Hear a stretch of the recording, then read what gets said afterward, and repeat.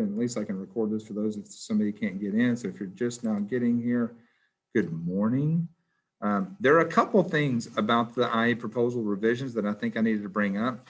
There were two people last night that asked me to check their proposals. I said, man, and I said, well, I'll get to them. I'm just going, you know, to handling the ones that have been turned in, and I'm just literally going from the top to the bottom, you know, which is alphabetical.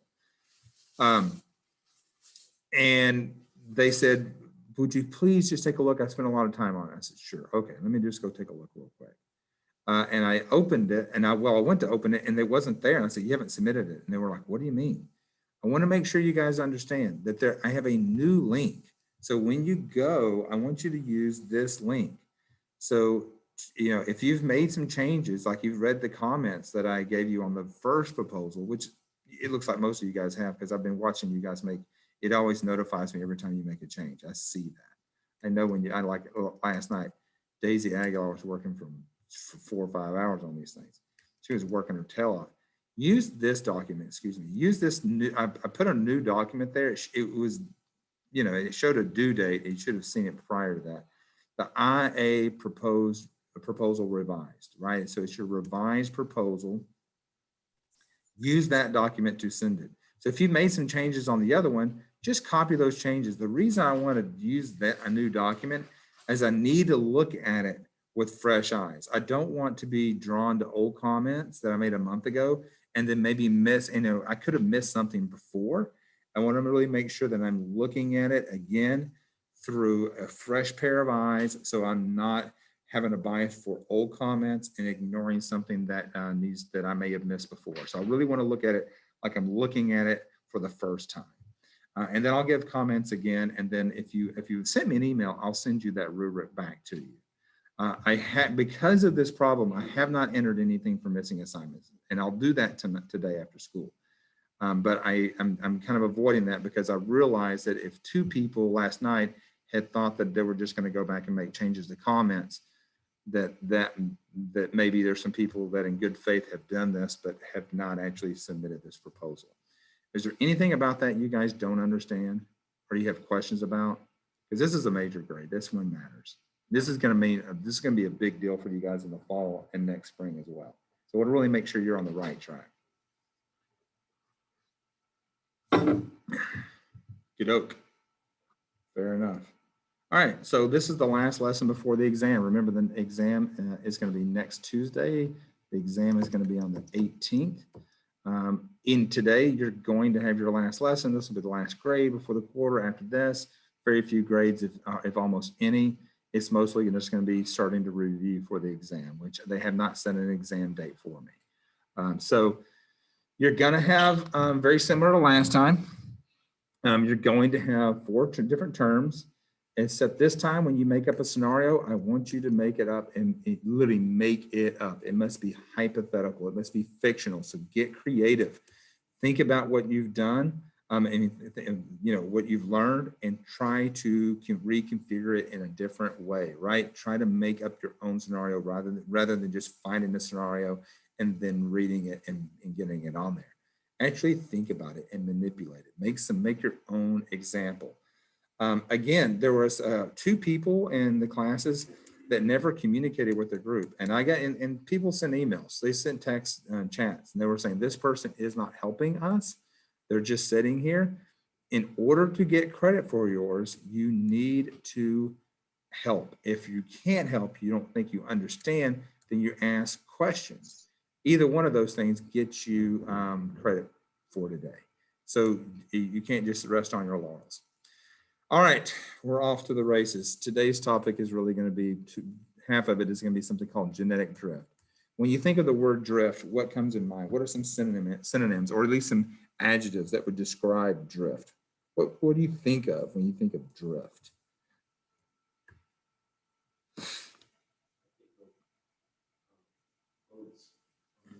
Yeah, I think about boats on water. So if you're a boat on water, and what do you think about if it's drifting? No, yeah, no one's paddling. It's just kind of there. If you're drifting, is it just staying in one location? No? What do you mean? It's being moved by something else. Yeah, it's kind of drifting. So this being a boat, little engine on the back of it. And it's just being blown by, maybe it's being blown by the wind and it's kind of going to meander away. It's going to move. And that's something that we're going to think about. So in this case, it's going to be genetic drift. Genes are going to be moving. So that might help just a little bit. There's some things here that actually should make a ton of sense, especially in Hardy-Weinberg, and probably we could connect it to these pretty easily.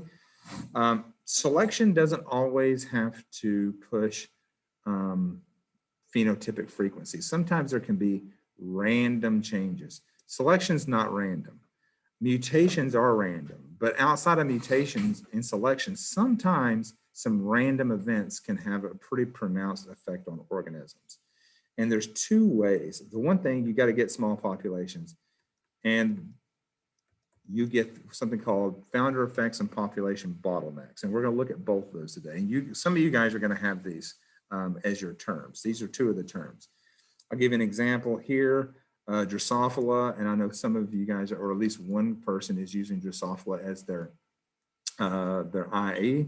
In their IA, they're going to be using these.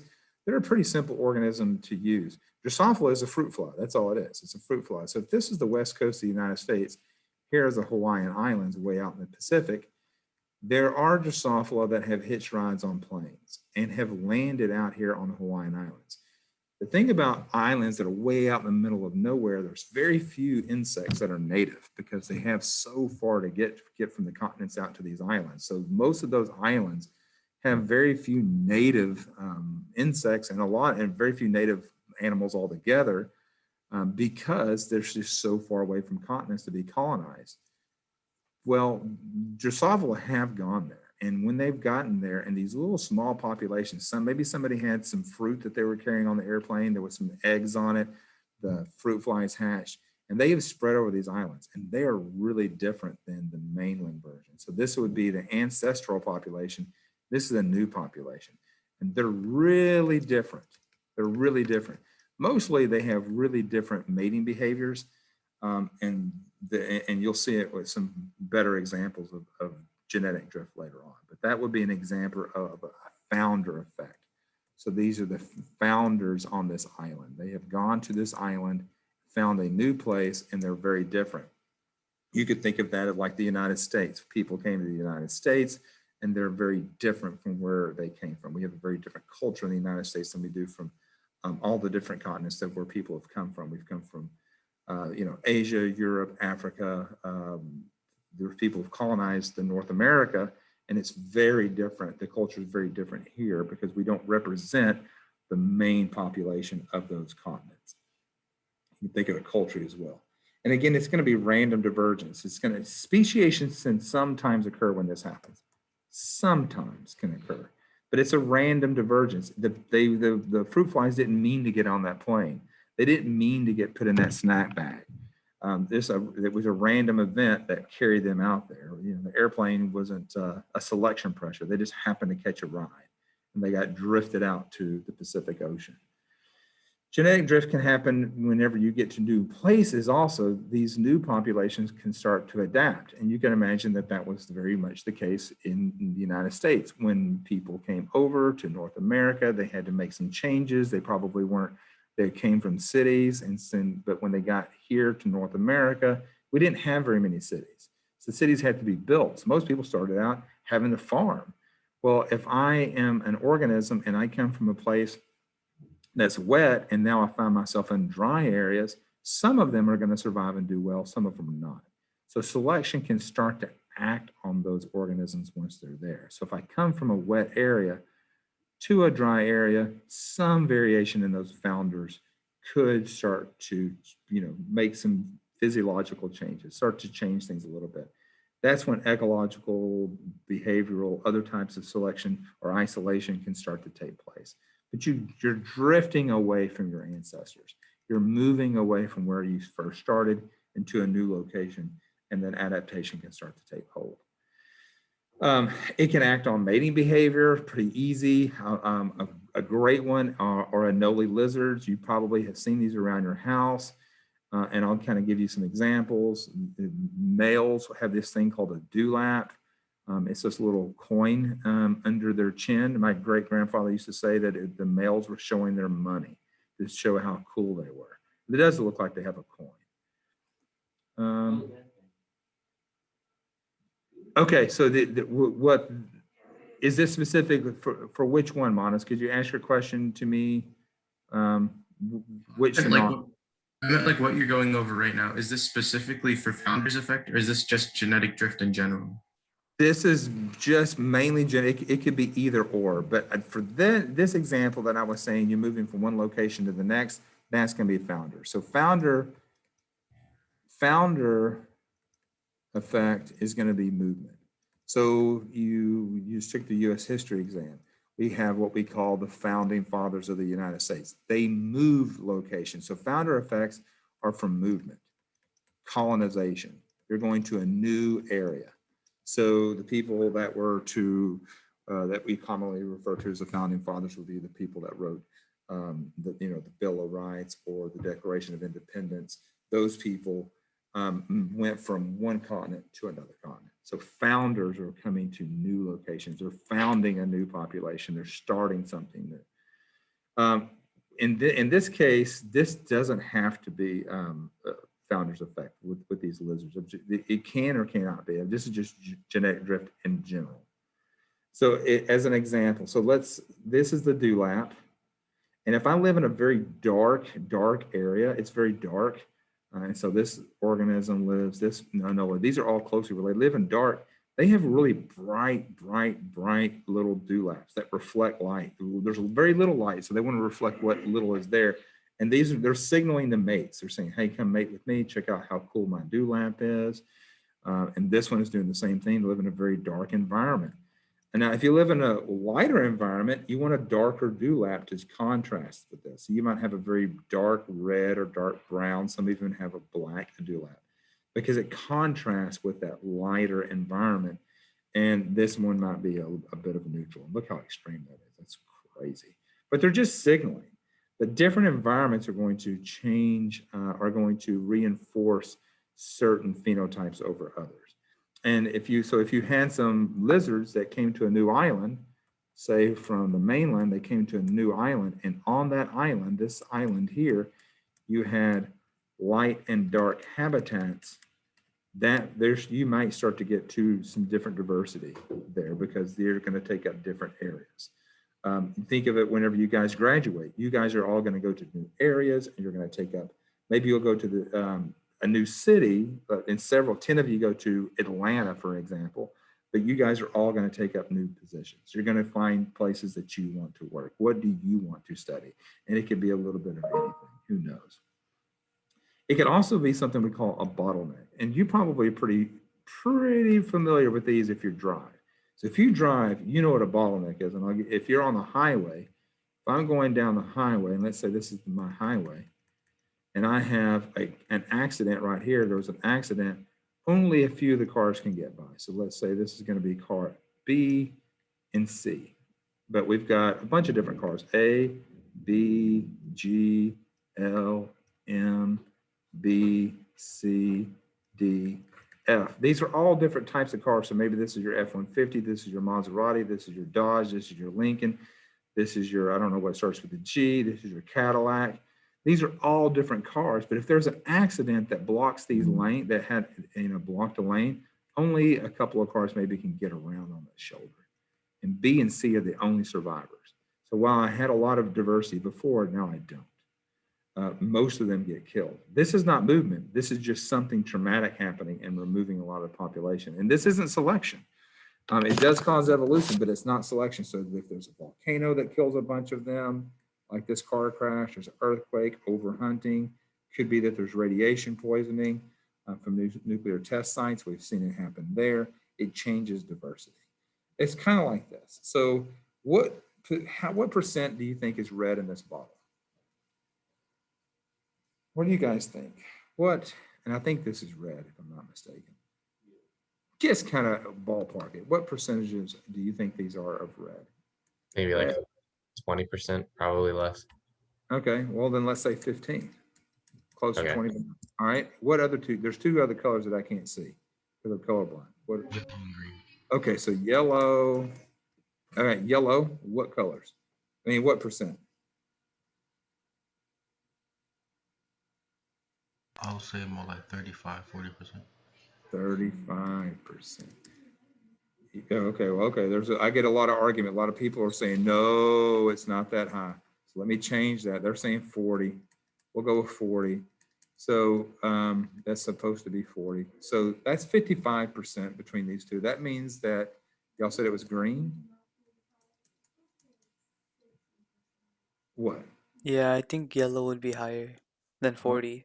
oh my gosh, I you think guys yellow are, would be something like 70%. Yeah, that's what I was thinking. Somewhere I like think 70. it's, It's like the majority.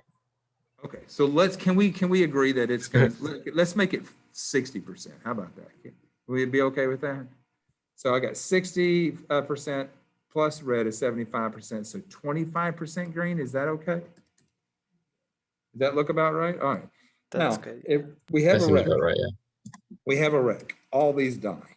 These are the only survivors. They're gonna establish themselves.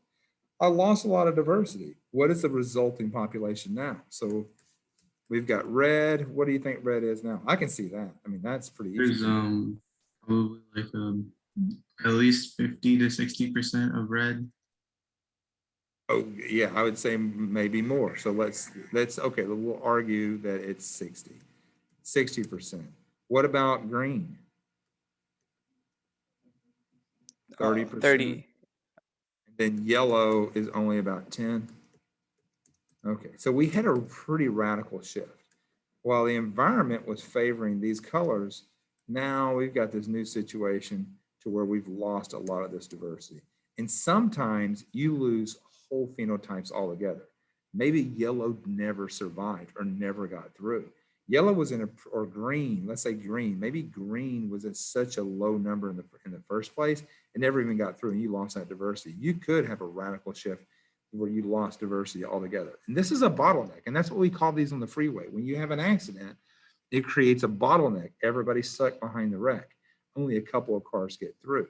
And this is the whole idea of shaking beans out of the bottle. Some of them get stopped. A classic example is going to be this black robin from New Zealand. When people started colonizing New Zealand, they started building cities in the habitat where these things lived. They reestablished, they took a few from a couple of areas where they were almost extinct and reestablished them, and the surviving population lacks diversity. And the point here is that you're going to reduce diversity. You've got to understand this part. When you go through a bottleneck, when you go through a founder's effect, you're going to reduce diversity. Diversity is going to get lost. The bigger populations, large populations, large pops tend to be diverse.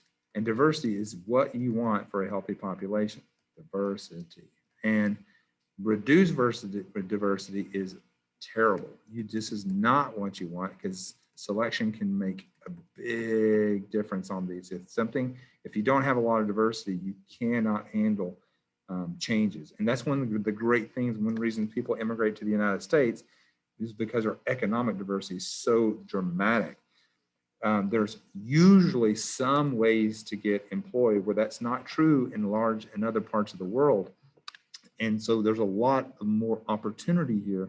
And when you have different sectors of your economy, you can usually survive downturns. So if you have a financial sector, if you have an entertainment sector, if you have a manufacturing sector of your economy, if you have a service sector of your economy, if you've got a bunch of different sectors, and this case goes on and on and on, you can usually survive economic downturns. But if you don't have anything but agriculture, it's the only sector of your economy you have, and that gets harmed, everybody loses. So what's so attractive about the United States to most people is that they can come here and find a job somewhere because we have a large, diverse economy. When you reduce your economy, it's more susceptible to change. Well, it's no different in nature. Economics is actually modeled after a lot of scientific theories that we have for ecology. Again, the new population recovers. it's going to be a lot different than the old population. One of the cool things about these birds is they're actually a lot bigger than they used to be. The ones that survived tended to be the bigger ones that could outcompete the smaller ones. And so the new populations that they've established, they're also pretty big. I mean, compared to the old ones, they're like little giants. It's pretty cool. In a lot of ways, it's pretty cool. So a founder effect, again, it's, part of a larger population moves to a new location. That is a founder effect. The point is that you move. There is a movement effect. You go to a new place. And then you can kind of get some new, those alleles don't represent the parental population. And after a few generations, things are going to change a lot. They're going to it's going to have a big effect on what it looks like. Founder effect again, another example. I've got this large diverse population and I only get a subset of them. If I only capture these individuals, all these die in whatever event it was.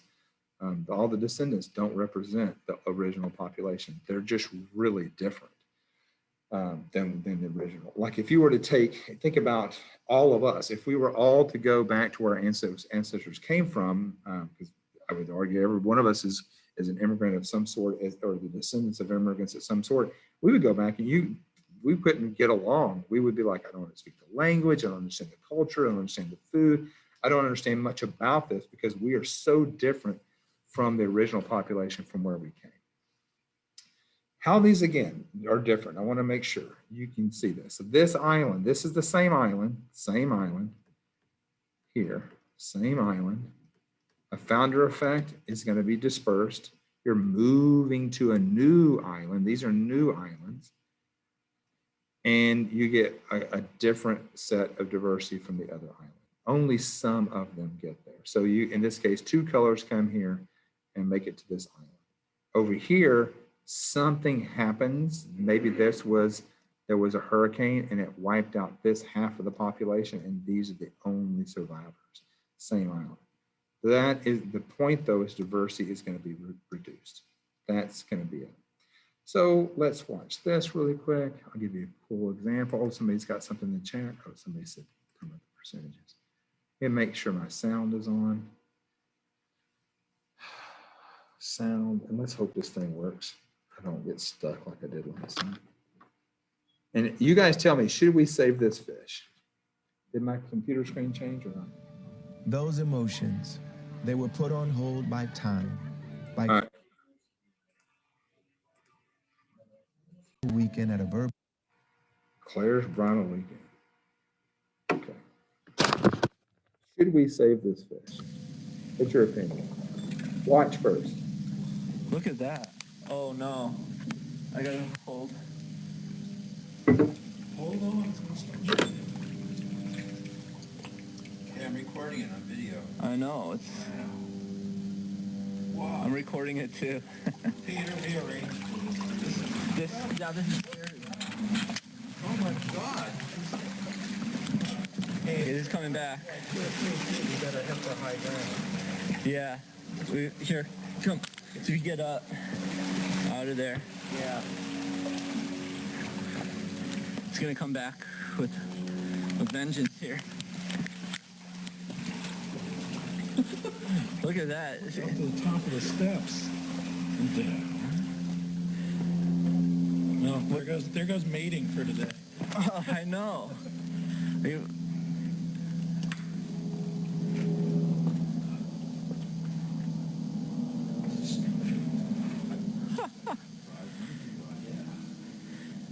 So this is the 20th of March, 2012. Yeah, you can smell that sulfur just coming up. Oh, what time is it? Started about 1813 or so. Started about 1813, and it started to amplify, and it's coming back down again. About 1815. It's 1815 at the moment. I'm sorry, 1818. Seeing 1819. 1819, how about that? See if I can get into a different spot here.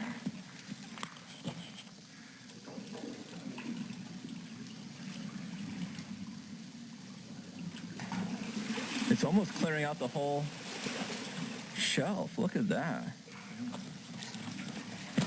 Oh, Kevin's gonna be so upset. And he's gonna be.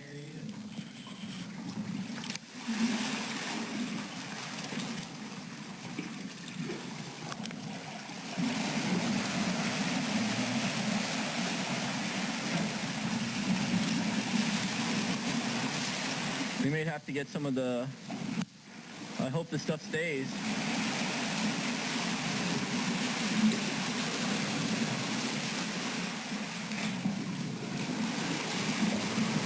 Whoa.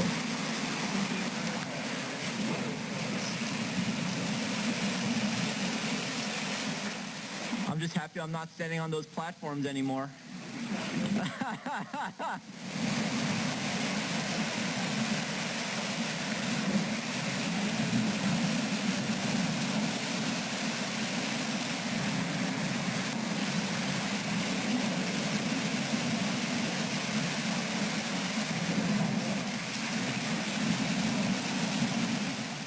Okay, so let me explain to you what just happened. So this is in Nevada, and in Nevada, there's some place called the Devil's Hole, and it's got these little pupfish in it. And these little fish are teeny tiny little fish. They live right here. There's the only place left on Earth that they live. Once upon a time, there was a huge, vast inland sea that was in the southwestern part of the United States. It got cut off by the Sierra Nevadas, and it slowly turned into like this lake. It drained down, and there's only little pockets of these fish left. They're all different species. There's one really cool one right here in the state of Coahuila, actually right here in the state of Coahuila. Well, that's Durango. Maybe it's here. Nevertheless, there's little pockets of them. That is the only place that fish is found. There was an earthquake that day in the state of Oaxaca, Mexico, and those sound waves moved through the earth at just the perfect angle to come up here and hit that hole. You couldn't feel it. These people could not feel it at all. They didn't know that happened. They just all of a sudden saw the water coming in and out. They were observing. That's the only place that fish lives on the planet, in that one little puddle of water. Should we save that fish? It did reduce diversity. They went through a bottleneck, and you can imagine the bottleneck they've already gone through. They used to be all over the place. Now they're in that one little spot. And then they had an earthquake that was thousands of miles away that caused another bottleneck. Should we spend resources to save that fish? What do you guys think?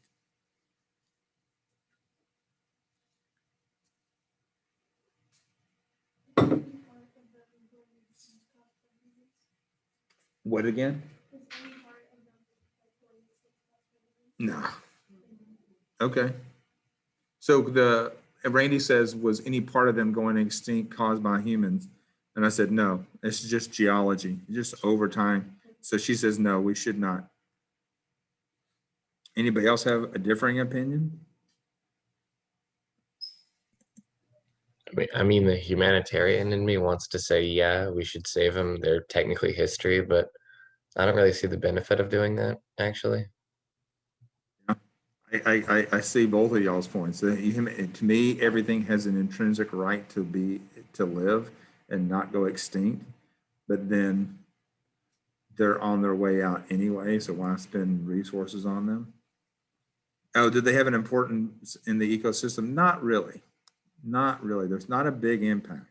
They're used to study, we use them as a model to study evolution all the time. They're really good to learn from. So they do have a use to us, but the environment, nothing really depends on them except for maybe some bacteria and stuff.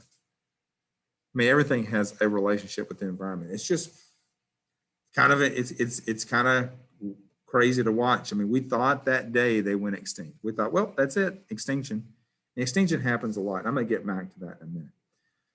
Okay, two other concepts that we have to get to. Again, we remember symmetry, and I looked through your IB exam, and there's one other thing that you need to understand about polyploidy. Poly, again, means many. Ploidy is the number of chromosomes. So to have many chromosomes, ours come in pairs. Remember, we are diploid. two, diploid. We are diploids or diploids. That's it. That's what we are. We have two chromosomes. That's not how it always rolls with plants. So polyploidy plants can handle lots of the changes in their genome, and it doesn't make a big difference to them. They're not as complex as us, so if they have some mutations, some chromosomal mutations, it's not a big deal. Plants can survive these changes. And as an example, you can see here, I've got a 2N individual, their diploid number is 4.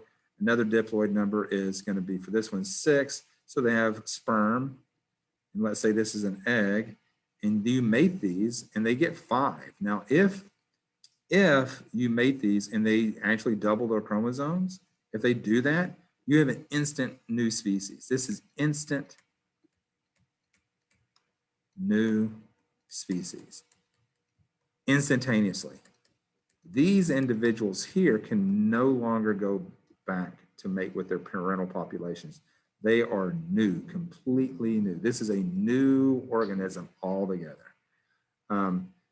That's pretty cool. And we see this happen all the time. This is, to get new species of plants is not a stretch, but it's all about getting different, this is alloploidy, it's hybridization of two different, but polyploids happen. And the only thing you really need to know about this is just know polyploid, and I just want to make sure you know this term because you're going to see it on your exam. Is poly just means many chromosomes. Many chromosomes, and then you can't back cross into the parent. So there's instant new species, and the new population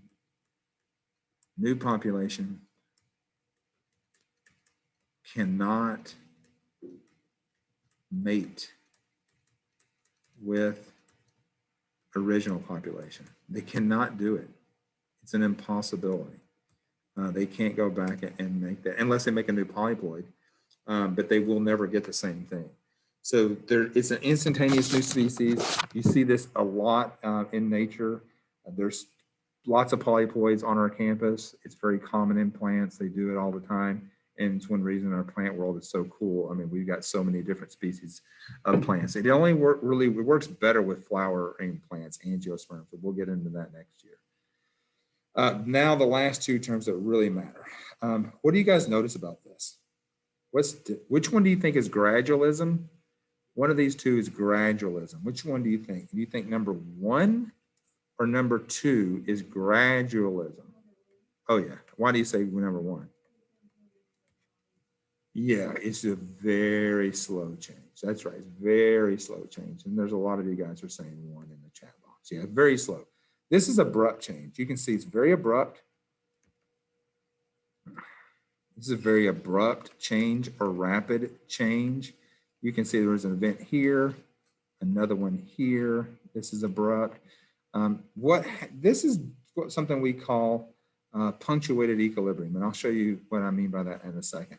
Something happened in the environment, something like a bottleneck that changed things, that separated organisms really fast. And you see this in the fossil record. Sometimes this is more common, a slow divergence. It's more common, it's slower. And that's why we say it's gradualism. This is fast evolution. And we see this, that's because something we don't always understand exactly what it was, but you'll see often a lot of change in a lot of organisms over a very short period of time. And usually you can tell the event, but not always. There will be something dramatic happen, like an extinction period. And I'll show you what I mean by that in a second. So African mammals, they evolved gradually. Marine animals, we see really irregular patterns in marine animals. They can change really fast. We also know there's been a lot of change in our oceans that have been very fast over time. And speciation can happen sometimes without substantial phenotypic change like this. And so as an example, these birds, they look fairly similar, especially these two, but they might be different species. Now at this point, they look pretty different, right? One's, I think, red, the other one's yellow. These look to be about the same color to me, but phenotypes can be subtle and you can still get different species. And that's what that means there. And then sometimes speciation can occur without, or phenotypic change can happen without, speciation. You can just get some changes in phenotypes, but they're still mating. It can be very subtle. This is what I wanted to get to. If you look, this is time, this is now, this is us, this is now. You can see we're pretty diverse for our planet. This is about as diverse as it's ever been. What this is are extinction events. There's been these events, something has happened, we had a loss of diversity. So you can see on this x-axis, this is the number of families, groups of organisms. There's been an event here. This is one big extinction event, 2 extinction events, 3 extinction events, 4 extinction events, 5. And this is one that you guys have probably been thinking about the most, the dinosaurs here and here, but this is the most recent, about 65 million years ago. But now we're starting to go into another one, which is kind of terrifying. And a lot of people think, oh man, there's been a lot of history since in this time. You mean the dinosaurs are that recent? They're pretty recent, really. So we're in a 6th extinction. This is something that should frighten you. 1/4 of all the species on Earth, we have 8 million species right now. 8 million, and they expect by 2050 that we're going to be at 6. But think about your economy. If you've got different sectors of your economy, I've got manufacturing, I've got agriculture, I've got service, I've got all these types. I've got a diverse economy. My economy makes it. I don't have a diverse ecosystem. My ecosystem doesn't make it. We're losing diversity really quickly, extremely quickly. So I don't know. Right now, 85% of the arable land, that means land that can be lived on by people, is occupied by people. There are 8 million species, and one species takes up 85% of the land. That doesn't sound very equitable to me at all. You've got 8 million, 1 out of 8 million that's taking up all the space, almost all the space. We leave 15% of it left over for these others. Let that sink in just a little bit. It should frighten you a lot. This is kind of an example. This is where tigers used to be. This is where tigers used to be, all over this range. This is where they were.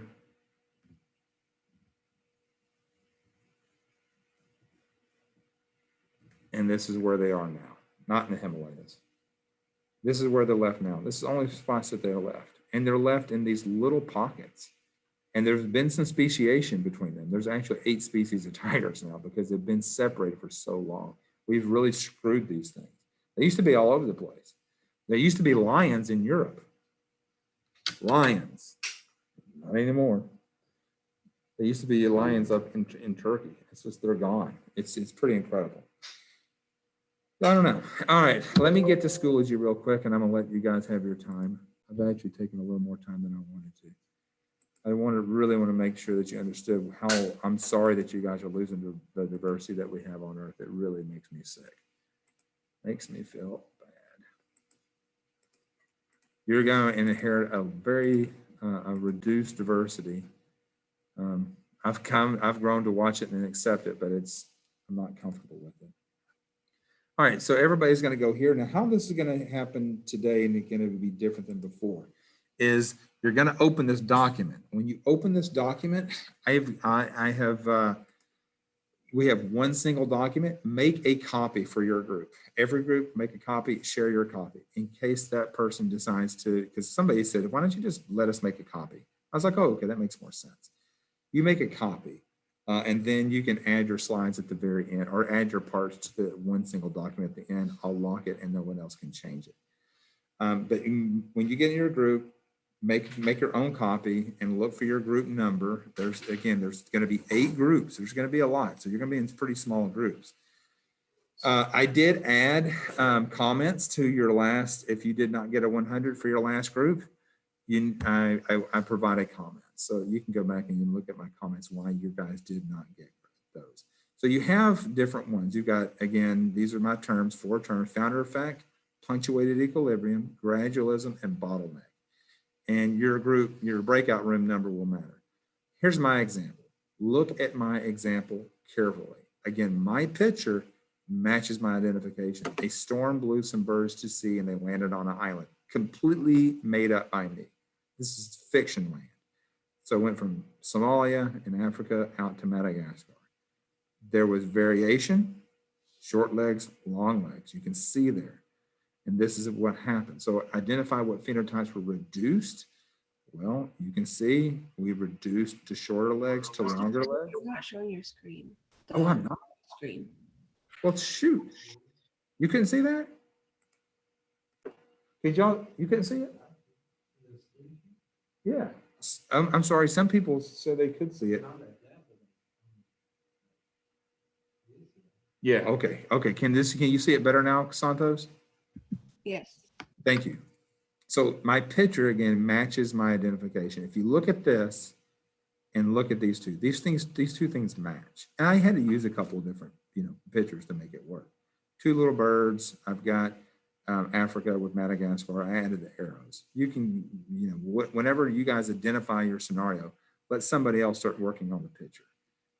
Other people can start working on these to make these work. Again, my explanation is why something happens. Then and pay attention to your verbs. Identify what phenotypes were reduced and diversity decreased. So I'm saying here, literally, this is directional selection, right? We're moving to one of 2 extremes, from short to long legs. And then when I got here, I talked about why that worked. What selection pressures, kept that, managed to keep it that way. And I said that on this island, there were some deep streams. And so when they got there, the ones that had the longer legs actually survived.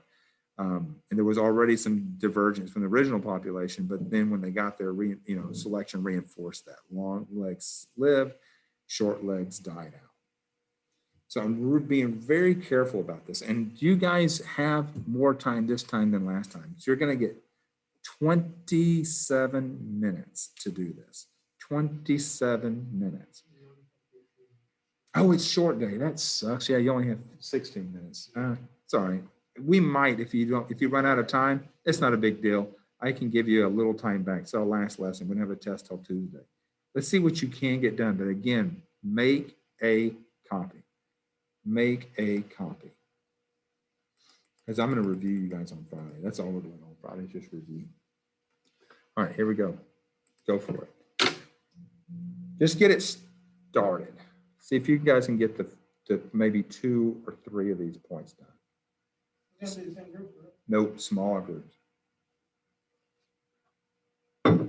Smaller groups. Small. Some of them only have 2, some have 3.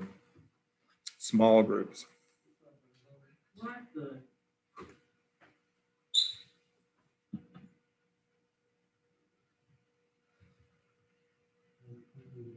So it's you and Gavin, Caleb and Turner, Diego, you got Carlos and George. Those you got a bunch of hard workers in there.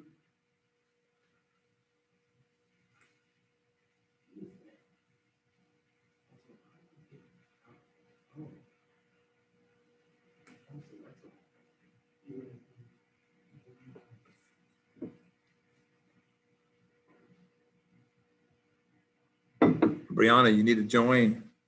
You're going to lose your chance.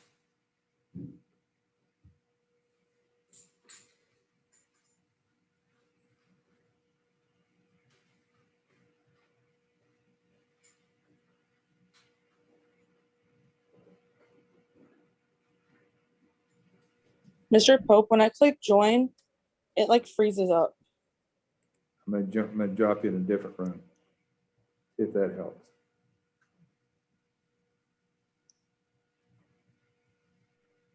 See if that helps. See if that works.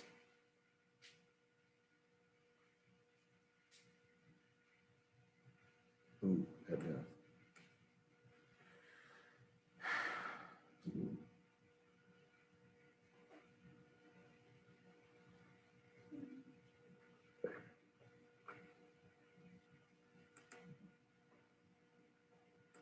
Hey, did you guys make a copy of your own?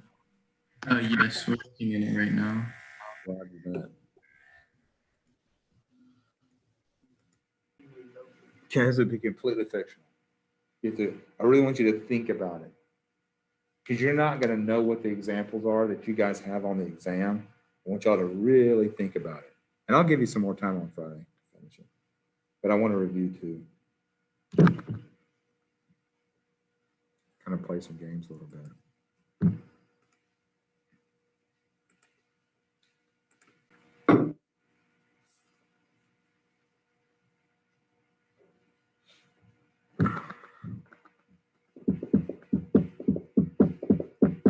Hey, did you guys make a copy? Yes, we did. Oh, right there.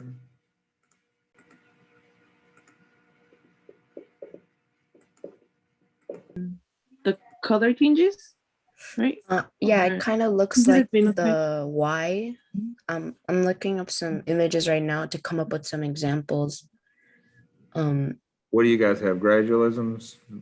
Punctuated equilibrium. Punctual equilibrium. Okay, yeah, the opposite of the Y. Well, it kind of looks like a Y, like a very pronounced Y. Yeah. I saw somebody Yeah. with a bumper sticker the other day. It said honk if you understand punctuated equilibrium, and I honked at them. They laughed. It's kind of funny. Okay.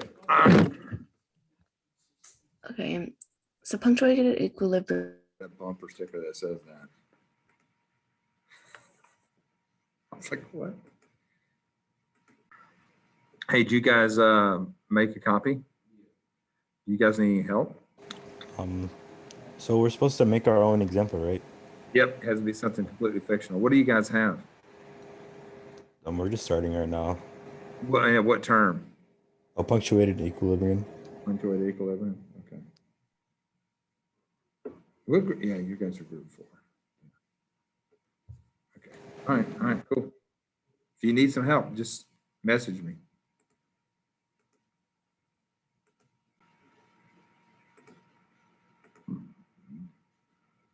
You guys killed it last time. I think everybody in your time. You guys made a copy already? Oh, yes, we did. And everybody's got permission for it. Brianna couldn't join her room for whatever reason, so I dropped her in y'all's. I shared the link again, so Cool. she should have access to it. Coolio.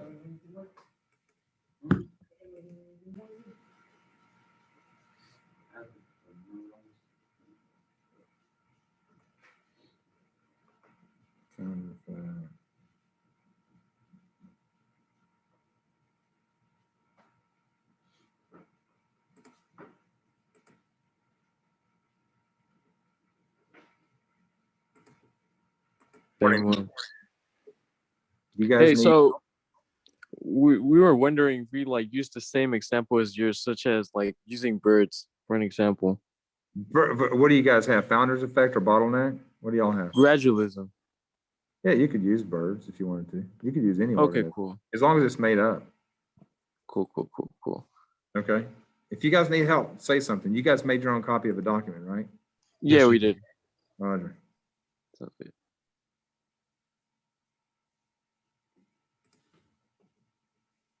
How did I miss? Hello, you guys made your own copy? All right. You guys need help? Looks like Johnson needs some help. She's swinging chairs at people. What do you need? Because another group's asking for help, so I really need you guys to ask your question. Say something. Oh, you can find different examples, but you're supposed to make up your own. Remember, you have to make up your own example. It has to be completely fictional. You guys are group 7, right? I've got to go to group 5. They're asking for help. I'll be back in a sec. Or The no, way it says- the No, question's formatted, I wouldn't think. Yeah, it says What is- why, not how. Okay, what is it that you guys messed something up on the wording? It's just a little bit confusing. Okay, which, on yours, describe why gradualism slowly affects the evolution of a species? So do we? Yeah, you can take it, Hal. I'm sorry. Yeah, I think Hal would be better. So wait, so we're doing an example and we're explaining our fictional example in the top right box, and then we have a picture of it in the bottom left box? Yeah, so the thing that you Okay. have to show that's a little different about yours, so like you can show like maybe the scenario, but then here you give me two phylogenetic trees, one of punctuated equilibrium and one of gradualism. That's something that you're not going to be able to make up yourself. Just find two different ones. So I want you to be able to look at the phylogenetic trees, which is what I showed you before. And I wonder if I can write on this. I'm sharing my screen, right? Yes. So a phylogenetic tree, the two is for gradualism is going to be just like this slow splitting. Punctuated equilibrium is going to look like this. But can it be like a, like it doesn't have to be just lines. It could be like some would- random image I find, right? That would No, not match of a this. phylogenetic tree is this. We already found the phylogenetic tree. Yeah, so that's we what put two diagrams of it. Oh, you mean the pictures that go over here? It's just it has pictures in it. Yeah, that's what I'm saying. Yeah. Oh, it just has other pictures in it? Yeah, that's yeah, fine. yeah. Okay. Sorry about that other part of the confusion. I'll correct that for the next group.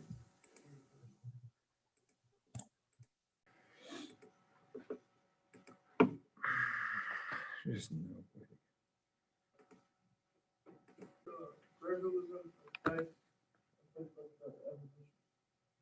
It's either slowly or rapidly. Which way? Look, you have to look and see. Gradual. What does gradual mean? What does gradual mean?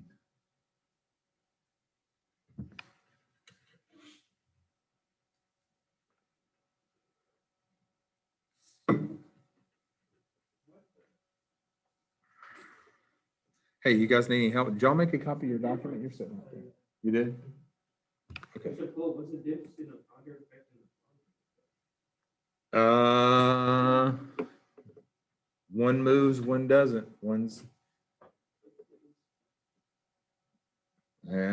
You might have to look it up. I'll publish the video today and the notes. I'll actually go ahead and release the notes now. If you need to go back and look. So my notes are published if you need to go back and take a look.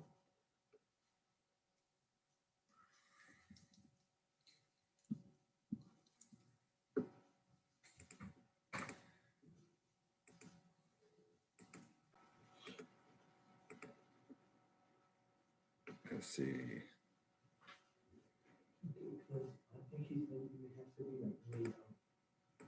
Okay, I'm back. You guys have some questions?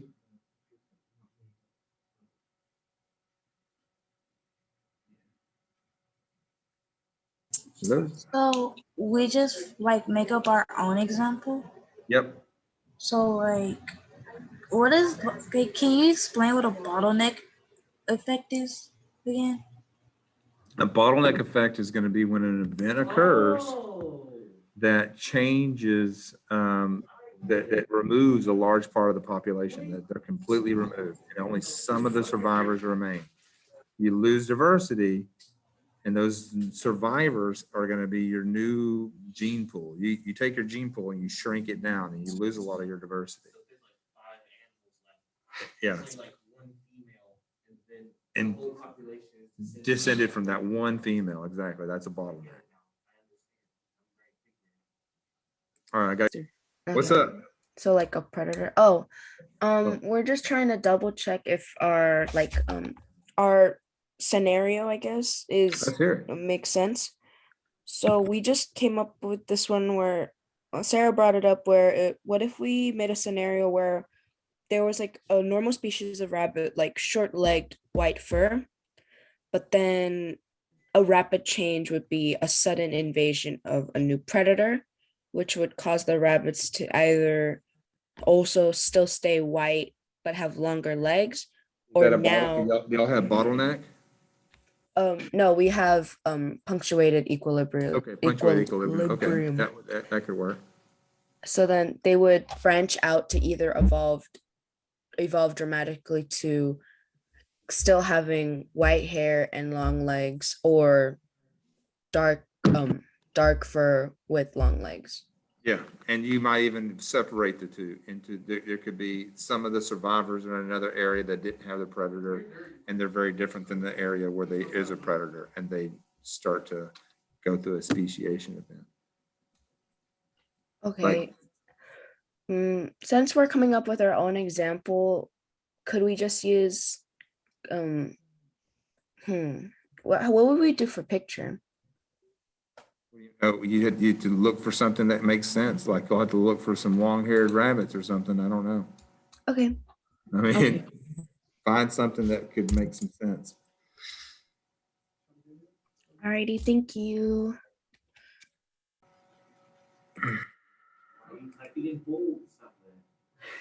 Bro. Oh, really having a squirrel. So that means I'll give you guys 10 minutes when I get back.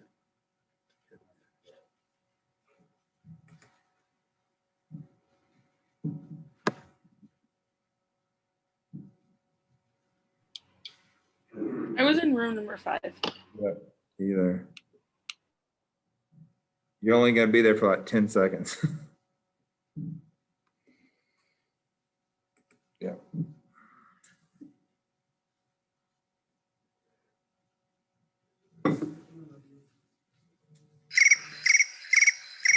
How much time do you think you guys will need when we come back on Friday? 10 minutes? 2, 5? All right.